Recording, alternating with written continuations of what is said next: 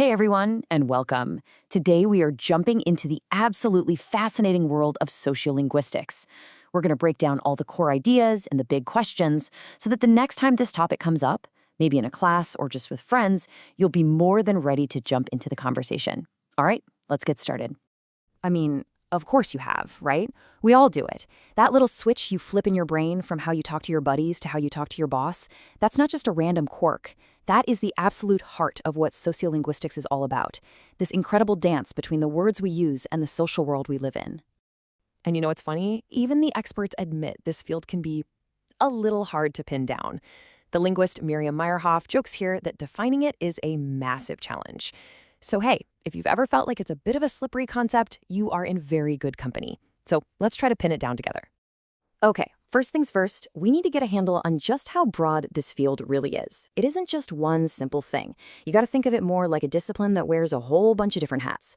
It looks at language and society all the way from one single person up to an entire country. So what kind of stuff does it actually cover? Well, on a really small scale, it might look at why an individual from the Caribbean might say kicks in when they mean something's amusing.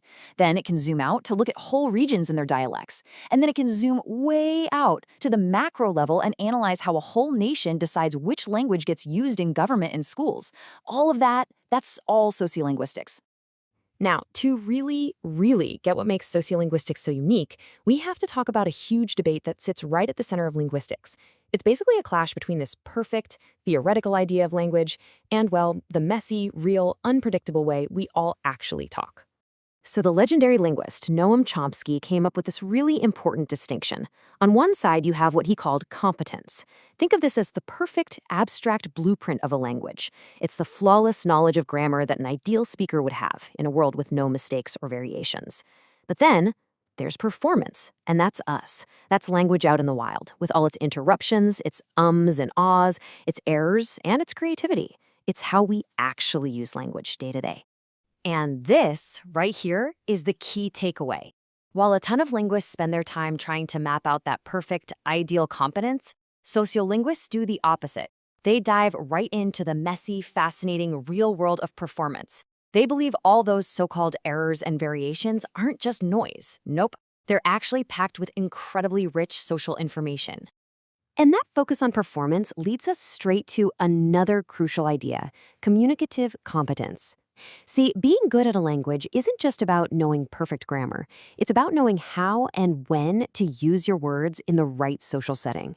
You just know you don't crack a joke during a serious meeting or use formal jargon with your little cousin. That's social instinct. That's communicative competence in action.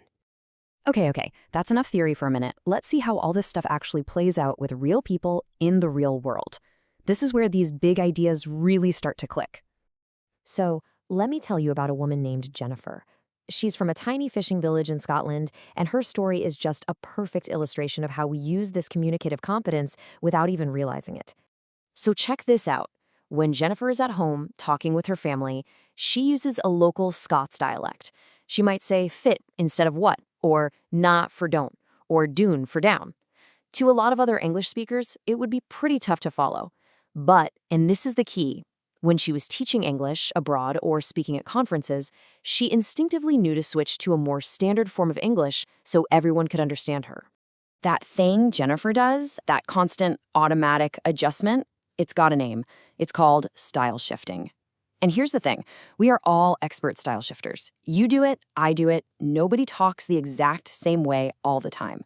We are constantly tweaking our speech based on where we are and who we're talking to. Here's another super common example you've definitely heard. Just think about the way people say words that end in ing.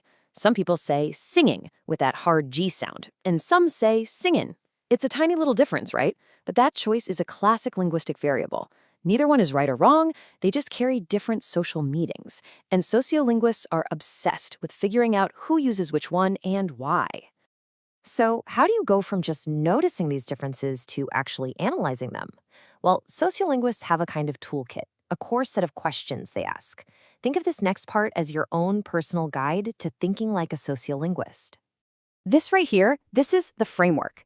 It's how you go from just saying, oh, some people say singing, to really digging in.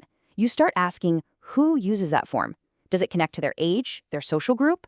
And who do they use it with? Their friends? Their boss? And then the really interesting part. What social message does that choice send? Does it make someone sound more casual, more authentic, more rebellious? These questions are what turn simple observation into real analysis. All right, let's bring this all home and connect these small, everyday language choices to some really, really big ideas. Because at the end of the day, why does any of this matter? Well, it matters because our words are deeply connected to who we are and how our societies are put together. You see, our speech is never random. It's a badge of our identity. It reflects our background, our social class, the groups we feel we belong to. And crucially, language also reflects and reinforces power. Think about it. Certain accents and dialects are seen as more prestigious or correct. We call them standard languages. But a sociolinguist would tell you there's nothing linguistically better about them. Their prestige comes from a social fact, not a linguistic one. It reflects which groups in society hold the power. And that really gets to the heart of it. You can change your clothes, you can change your car, but your language, it's one of the most powerful and profound signals of your identity. It's how we show people where we belong, it's how we build relationships, and it's how we literally construct who we are in the world. So the next time you catch yourself style shifting, when you go from texting a friend to writing a professional email, just pause for a second. You're doing more than just changing your words, you're navigating your social universe. And the big question sociolinguistics leaves us with is this. If language really is a mirror of society, what does your own personal language use reflect about you, your community, and your place in it all? Definitely something to think about.